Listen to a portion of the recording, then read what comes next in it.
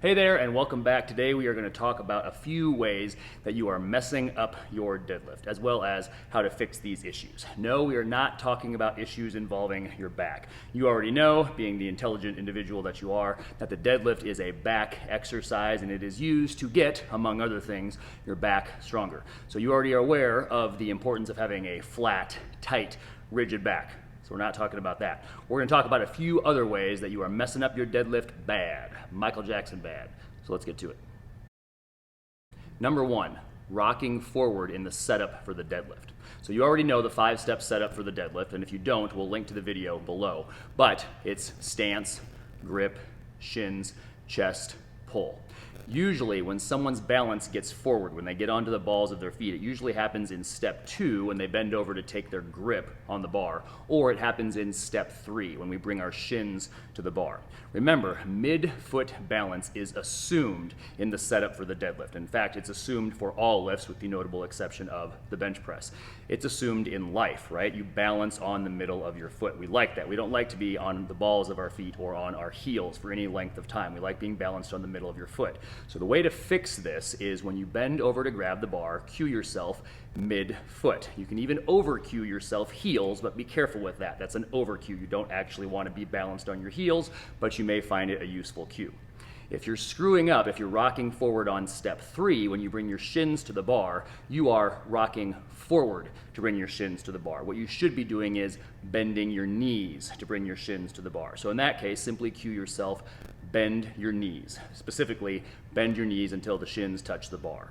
If you do rock forward in the setup of the deadlift, you can always fix it later. You can squeeze your chest up, rock back, and then pull. But it's better to not have to deal with that variable, so don't introduce it in the first place.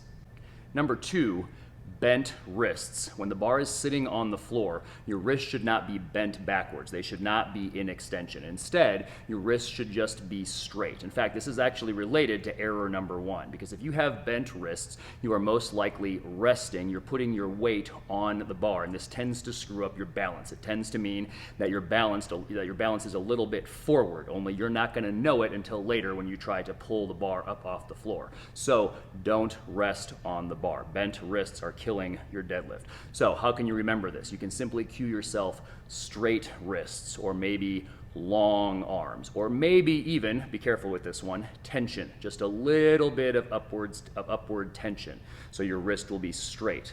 In other words, your wrists should always look like you're about to start pulling on something, not like you're about to start pushing downward on something.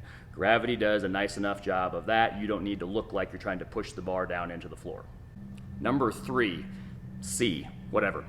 Too many breaths at the bottom. In other words, too many breaths before you pull your next rep. Treat it as one and done. Take one breath, set your back, and go. This isn't really a cue, but more of a mantra. If you're at the bottom of the deadlift, you've set the bar down, assuming that the bar is over the middle of your foot and that your shins are touching the bar and that you're balanced over the middle of your foot. Assuming those 3 things, you can just tell yourself, breath, chest, pull. In other words, take a breath, squeeze your chest up to set your back, and pull. Drag the bar up your legs. Breath, chest, pull. Keep it simple. Towards the end of a set, you may have to take 2 breaths. Try to keep it limited. Number 4, I think, is where we're at. Raising your chest prematurely or pulling the bar around your knees. Those 2 problems are interrelated.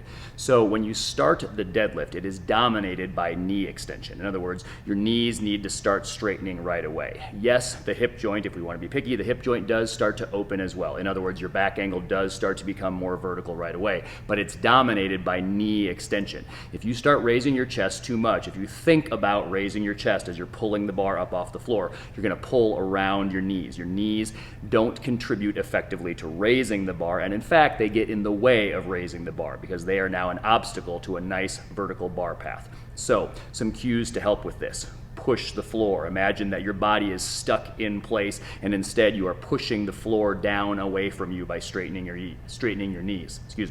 So, push the floor. Straighten your knees.